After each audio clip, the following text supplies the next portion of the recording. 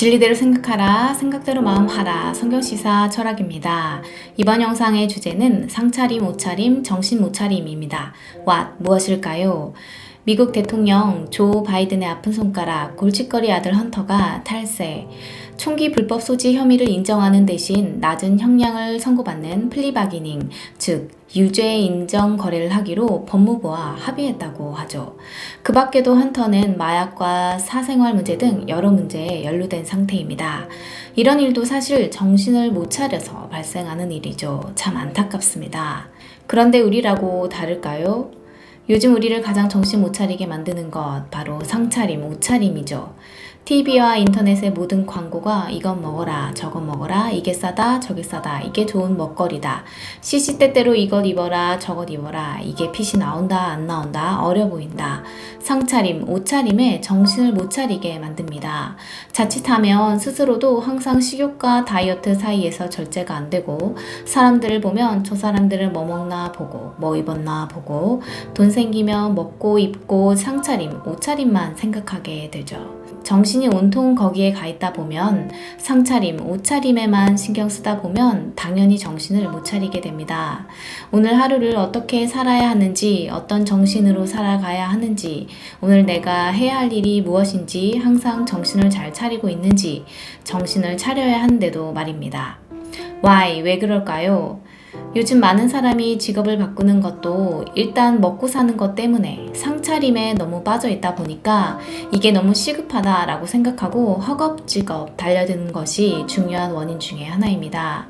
그러다 보니 정신없이 그곳에 묻혀 살다가 어느 순간 정신을 차려보면 이게 아니다. 직업을 바꿔야겠다. 내 갈 길이 아니다. 라고 생각하게 되는 것이죠. 미친 듯이 일하다가 정신 차려보면 일생을 돌아보면 이게 아니더라는 것입니다. 근데 그러면 너무 늦죠. 공무원이나 기타 안정적인 직장에서도 정신 안 차리면 그 분위기에 빠져서 너나 없이 진급, 승진, 연금에 빠져 있게 되고 은퇴하고 나와 보면 그때 정신이 딱 들죠. 도대체 난 뭐 했나? 내게 주어진 밥상, 상차림, 9급, 7급 생각하다 끝나고 옷차림, 내 신분, 내 직책, 대리, 과장 생각하다 정신 차려보면 남는 것이 하나도 없습니다. 꿈도 없고 희망도 없고 세파에 시달려서 이리저리 정신 못 차리고 산 인생만 덩그라니 남아있게 됩니다.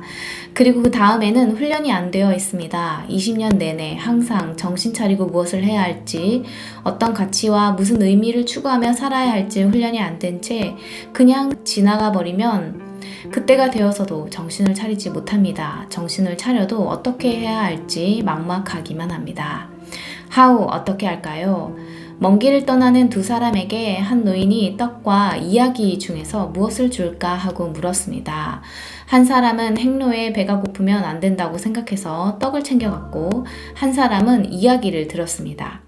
이야기를 듣고 가는 사람은 길을 갈 때, 물을 건널 때, 산속을 갈 때, 위험한 동물을 만났을 때 등 각종 위험에 대처하는 방법을 듣고 갔기에 목표한 지점까지 갈 수 있었지만 떡을 가진 사람은 배불리 먹었지만 위험에 적절히 대처하지 못하고 큰 사고를 만나 행로를 마치지 못했다고 합니다. 상차림으로 가느냐, 정신차림으로 가느냐가 이렇게 중요합니다. 오늘도 아침에 눈을 딱 뜨면 어떤 정신으로 살아가야 할지, 어떤 마음가짐으로 살아가야 할지 생각해야 하는데 그렇게 하셨나요? 아니라면 바로 그것이 문제입니다. 아침에 일어날 때부터 정신을 잘 다듬어 놓지 않으면 하루를 살다가 중간중간에 정신 차리기는 더 어렵습니다. 하루가 이미 시작되면 눈에 보이는 게 먹는 것, 입는 것이고 거기다 이런저런 일에 둘러싸여 해결해야 하고 또 금방 배고파지면 정신 못 차리게 되어 있기 때문입니다. 그래도 그때마다 항상 정신을 차려야 하지만 말입니다. 그래서 아침에 새벽 기도하고 일하기 전에 말씀 읽고 먹기 전에 기도하고 다 정신 차리자고 하는 거죠. 그렇게 가도 먹는 것, 입는 것에 현혹되어서 정신 못 차리게 되니까 말입니다. 열왕기상 1장 다윗의 아들 아도니아는 상차림만 신경 잘 써서 고위 관직자들만 잘 초대하면 스스로 왕이 될 수 있을 것이라 생각했지만 그의 수고는 물거품으로 돌아갔습니다. 선왕인 다윗의 뜻은 달랐죠. 마태복음 14장 분봉왕 헤롯은 자기 생일 상차림에 취해 정신 못 차리다 세례 요한을 죽이게 됩니다.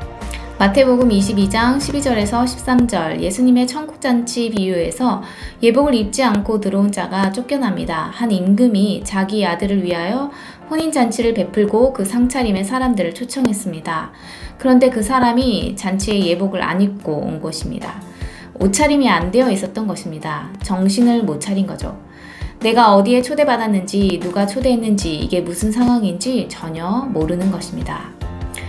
정신을 차리면 내 앞에 있는 상이 무슨 상인지, 먹어도 되는 상인지, 먹으면 안 되는 상인지 알게 되고, 때와 장소에 맞게 무슨 옷을 입어야 하는지, 어떤 옷차림을 해야 할지 알게 되지만, 옷차림에만 신경 쓰고 상차림에만 신경 쓰면 이같이 정신을 못 차리는 상황이 발생하게 되는 것입니다. 어떤 오염 물질들이, 잘못된 생각들이 우리 안으로 흘러 들어오는지, 내 안에 치명적인 생각은 있는지 없는지 그것에 대해서는 전혀 신경을 안 쓰고 산다는 것은 정신 못 차리는 것입니다. 베드로전서 4장 7절 만물의 마지막이 가까이 왔으니 그러므로 너희는 정신을 차리고 근신하여 기도하라. 데살로니가전서 5장 8절 우리는 낮에 속하였으니 정신을 차리고 믿음과 사랑의 후심경을 붙이고 구원의 소망의 투구를 쓰자. 날마다 주의 말씀 안에서 생각을 정화하고 우리의 마음이 이런 것 저런 것에 오염되지 않도록 늘 철저히 관리하고 아침 저녁 밤낮으로 정신을 차리고 있는지 수시로 체크하며 오늘도 구원의 소망 안에서 승리하시기를 기도합니다.